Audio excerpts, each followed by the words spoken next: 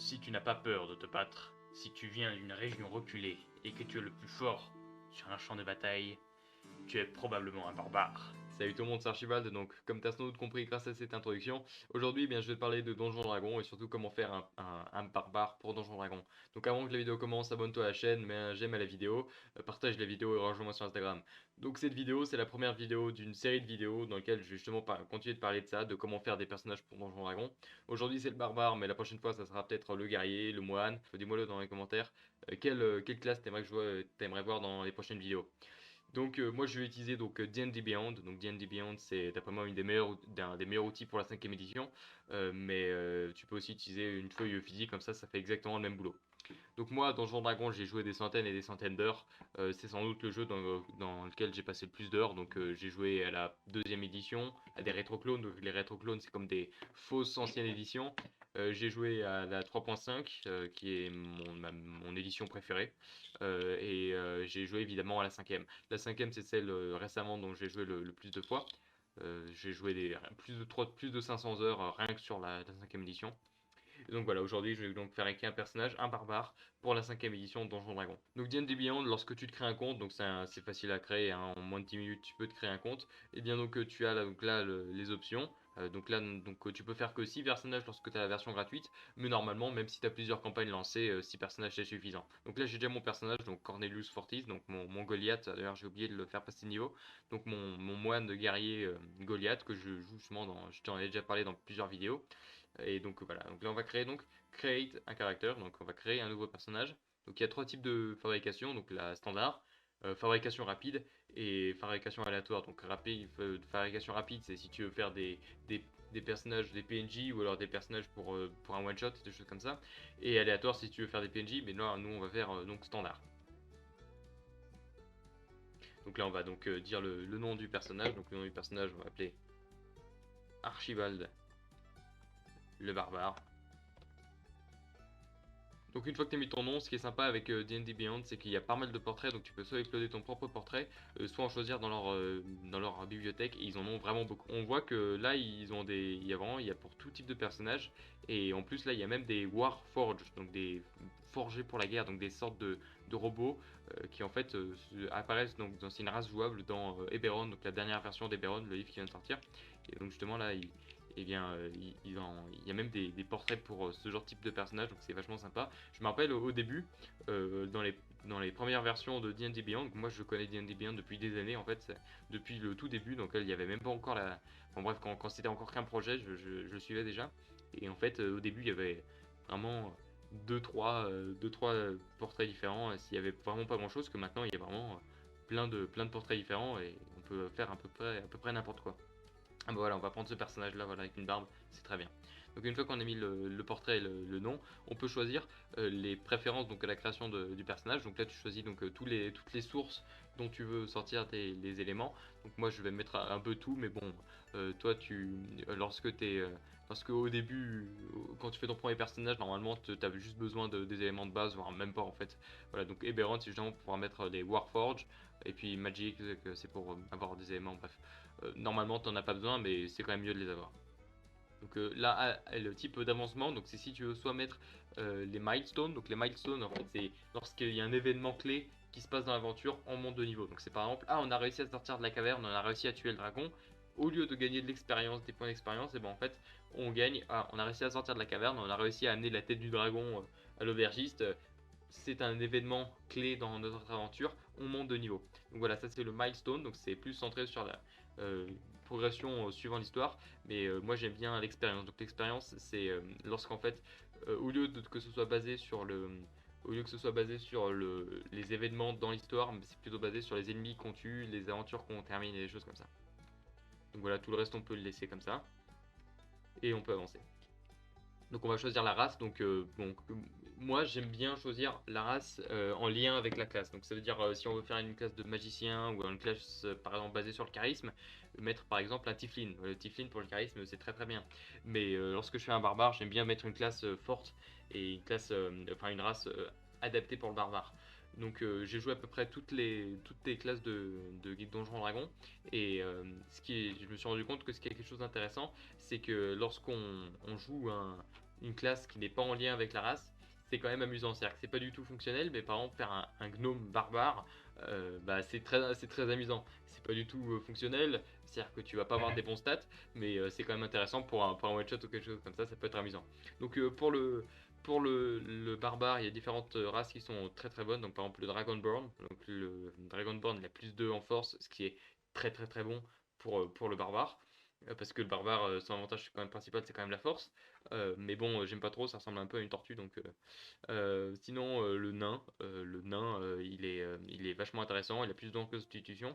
Sinon, moi, celui que j'aime le mieux, c'est quand même le Goliath. Voilà, le Goliath, c'est celui que j'utilise le plus souvent parce qu'il a plus 2 en force et plus 1 en constitution, donc les deux caractéristiques principales.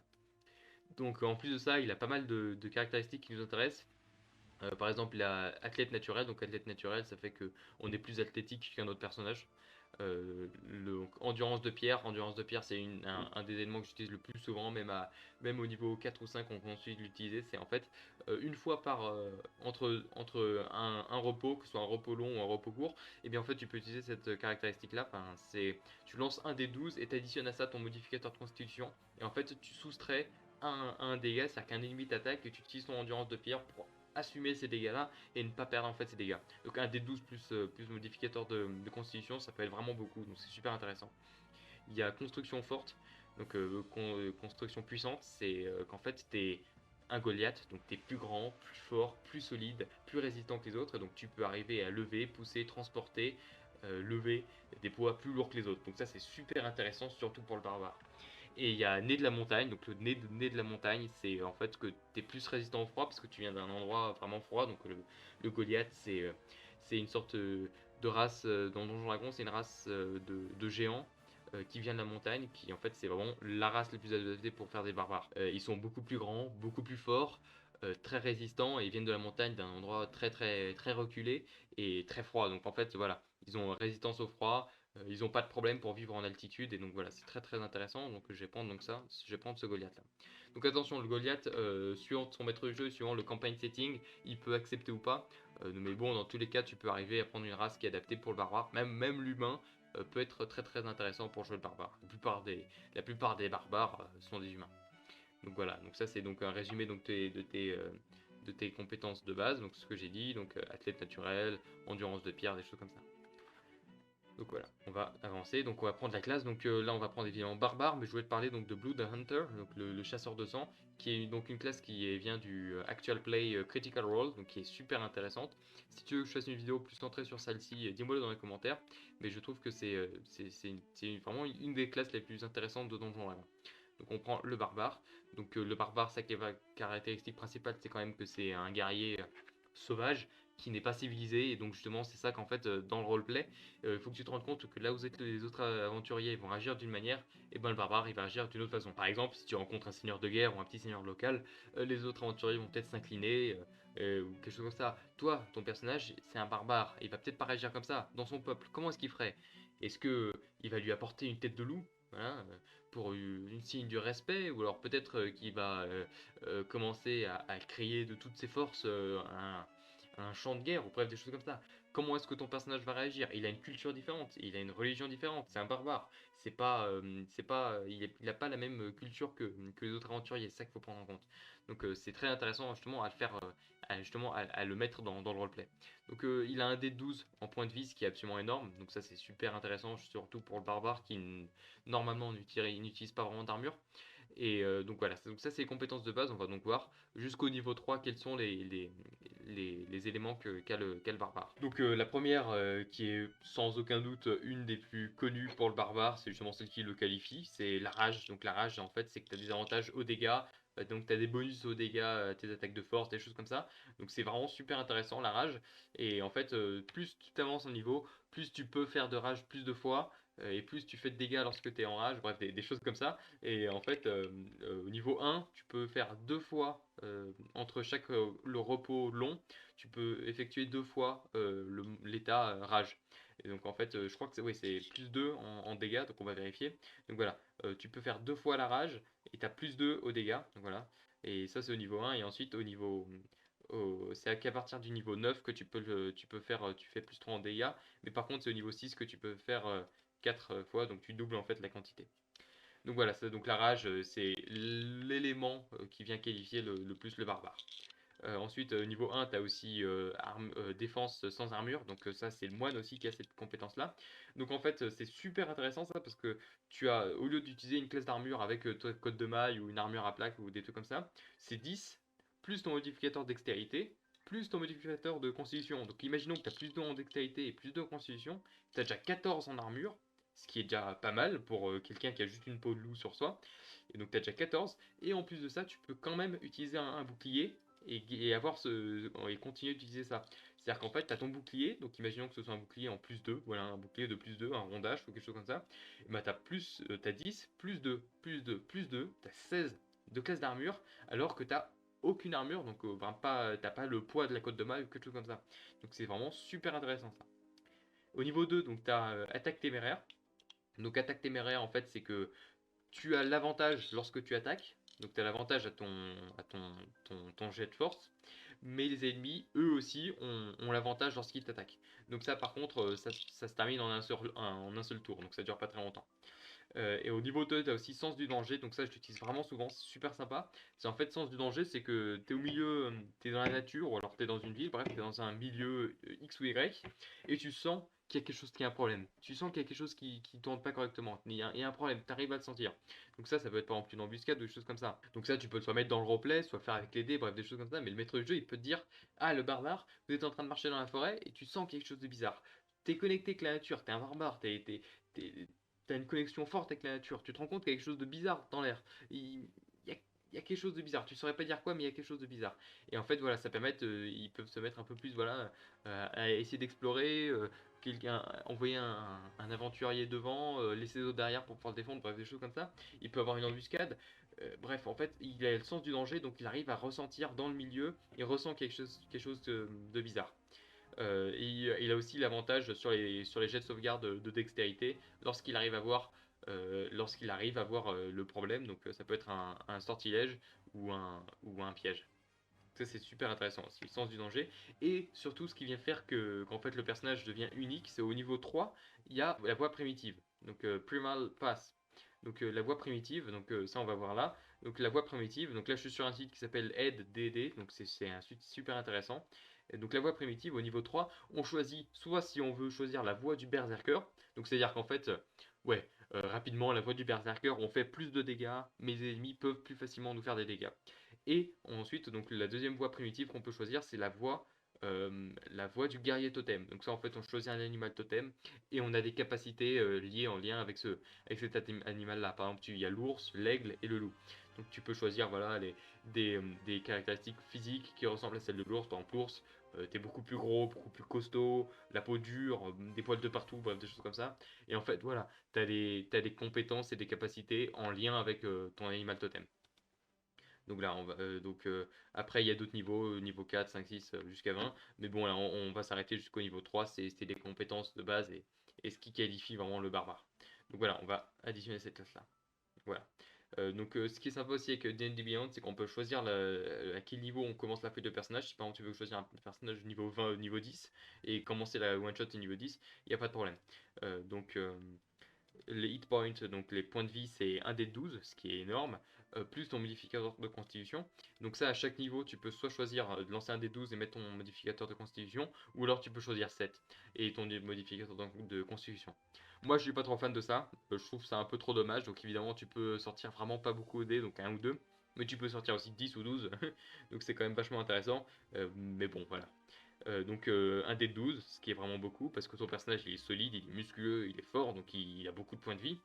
Et donc ça c'est tes compétences, donc tu choisis donc les compétences de barbare. Donc ça c'est les compétences en lien avec ta classe. Donc il y a s'occuper des animaux, intimidation, nature, perception et survie. Donc je trouve que s'occuper des animaux c'est intéressant, mais je vais mettre intimidation parce que voilà, intimidation donc c'est faire peur à un garde, faire peur à un tavernier et lui dire bon écoute, tu nous racontes ce que tu sais sur la situation en ville, ne nous cache pas des histoires sinon on te casse la gueule. Voilà, c'est ça, c'est en fait faire peur aux autres personnages. Donc deuxième compétence de barbare, on va prendre survie parce que c'est quand même le plus intéressant pour un personnage comme ça, pour un barbare, c'est quand même réaliste qu'il ait des compétences en survie. Donc voilà, donc ça c'est la rage et défense sans armure. Et on avance. Donc là, on a donc pour mettre les caractéristiques. Donc les caractéristiques principales dans Donjon Dragon, c'est force, dextérité, constitution, intelligence, sagesse et charisme. Donc il y a différentes façons de faire. Donc ça, c'est à voir avec ton maître du jeu. Dans D&D Beyond, il y a donc les trois options. Donc les valeurs par défaut. Donc c'est-à-dire qu'en fait, voilà, tu as les valeurs qui vont de 8 à 15 et tu choisis lesquelles tu mets où. Il y a manuel, donc ça c'est si tu lances les dés, donc ça faut avoir confiance dans les joueurs, c'est-à-dire qu'il faut pas tomber sur un gros bill et que le gros bill il est 20 de partout. Et il y a acheter les points, donc acheter les points c'est ce que je vais faire là, parce que je trouve que c'est quand même assez sympa. Tu as 27 points, toutes les caractéristiques ont 8 de base, donc ce qui est vraiment pas beaucoup. Et en fait tu viens leur mettre des points parmi ceux-là. Donc évidemment on va mettre tout ce qu'on peut en force et constitution, comme ça on a le maximum, donc là on a 17 et 16 donc. Et donc on a un modificateur plus 3, ce qui est vraiment bien. Dextérité, on va mettre, disons, un 12, voilà, pour que ce soit assez bon. Intelligence, on va mettre un 10, comme ça il est pas trop bête. Là on va mettre un 10. Ah, voilà. Donc voilà, on a un bon personnage, un bon barbare avec beaucoup de force, beaucoup de constitution, une dextérité assez bonne. Il est pas trop bête, il est donc dans la moyenne avec un modificateur de plus 0, ce qui est normal. Charisme pareil, c'est-à-dire qu'il est pas trop, il est pas trop moche, voilà. Et la sagesse avec moins 1, ce qui est quand même assez raisonnable pour un barbare. Donc voilà, donc on a le personnage, Archibald de Barbare. Donc là on va choisir le background. Donc le background c'est quelque chose qui est assez unique. Dans Donjon Dragon, je l'ai vu, je l'ai vu nulle part autre. Donc ça, c'est en fait, tu choisis en fait l'historique de ton personnage. Comment est-ce qu'il était avant, son métier, bref, des choses comme ça. Ou alors un élément important. Par exemple, il y a acolyte, criminel, héros du peuple, celui qui est hanté, noble, sage et soldat. Donc nous on va prendre donc héros du peuple. Donc en fait ça choisit ça va te permettre de choisir parmi certaines compétences et certaines aides. C'est-à-dire, par exemple, si tu es noble, eh bien, tu vas avoir, par exemple, tu es dans une position de pouvoir, tu as grandi dans la richesse et des choses comme ça, donc tu vas avoir, tu peux parler une autre langue ou tu vas pouvoir jouer un instrument de musique ou bref, différentes choses comme ça, ce qui n'est pas le cas, par exemple, du héros du peuple. Donc nous, on va prendre héros du peuple, c'est-à-dire que tu es quelqu'un de basse extraction, mais qui a réussi à sauver son village. Donc, par exemple, le village se faisait attaquer par des orques et tu as réussi à prendre la hache de ton père, la hache de guerre, et à tuer les orques qui arrivaient. Donc, tu es considéré comme un héros dans ton village, et donc tu es considéré comme un champion, comme un héros. Et donc, tu as à la fois des compétences d'artisan, des choses comme ça, mais en plus des compétences de combat. Et donc, je trouve que c'est le plus intéressant pour ce personnage-là. Donc tu choisis une compétence pour ce background-là. Donc là, dans ce cas-là, on va prendre, disons, on pourrait prendre, ouais, stealth. Donc ça peut être assez intéressant si on a besoin de se cacher ou des choses comme ça. Et donc et en plus de ça, tu as le droit de choisir un outil, un outil que tu sais utiliser, parce que tu es un artisan, donc tu sais utiliser un outil, donc l'alchimie, celui qui fait des alcools, écriture, bref, des choses comme ça. On va prendre maçon. Maçon. Donc si tu as besoin de réparer un mur, une barricade ou une chose comme ça peut être super intéressant. Donc là, il y a d'autres capacités qui découlent donc de héros du peuple. Donc par exemple, il y a hospitalité rustique. Donc ça c'est intéressant, par exemple, si tu es dans une ville dans laquelle il y a des mouvements sociaux. Si tu es un noble, tu vas être mal reçu, tu risques d'avoir des problèmes. Par contre, eh bien là, tu seras normal, tu seras une personne comme les autres. Sauf évidemment si tu as fait quelque chose pour les mettre en danger ou si tu les as menacés ou quelque chose comme ça. Mais sinon, ils peuvent essayer de te protéger légèrement ou alors enfreindre légèrement la loi pour te protéger parce qu'en fait ils te considèrent comme un ego donc ils sont de ton côté. Par contre, ils vont pas non plus mettre leur vie en péril à cause de toi. Et donc là en plus D&D Beyond ce qui est sympa c'est qu'il te propose de mettre des caractéristiques et des choses comme ça pour ton personnage donc ça c'est assez intéressant donc tu peux mettre voilà en mettre ajouter quelques-unes pour ensuite ça apparaîtra dans ta feuille de personnage c'est des grands traits de personnalité des choses comme ça c'est assez sympa. Donc on continue. Donc tu peux choisir des objets magiques, des choses comme ça. Bon, bref.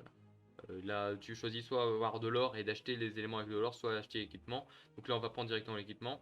On va prendre donc entre une arme martiale de mêlée ou une grande axe. Je vais prendre une grande axe, une grande hache. Donc là, je vais prendre deux haches à une main. Ça c'est très bien. Bref, À toi de voir après avec ton maître du jeu qu'est-ce que tu vas avoir comme équipement de base. Mais là, normalement, tu as le matériel de base pour partir à l'aventure sans problème. Donc une fois que tu as fini de mettre ton équipement, on a presque terminé. Donc là, on peut donc soit le télécharger sous PDF ou alors ouvrir la feuille de personnage directement dans D&D Beyond.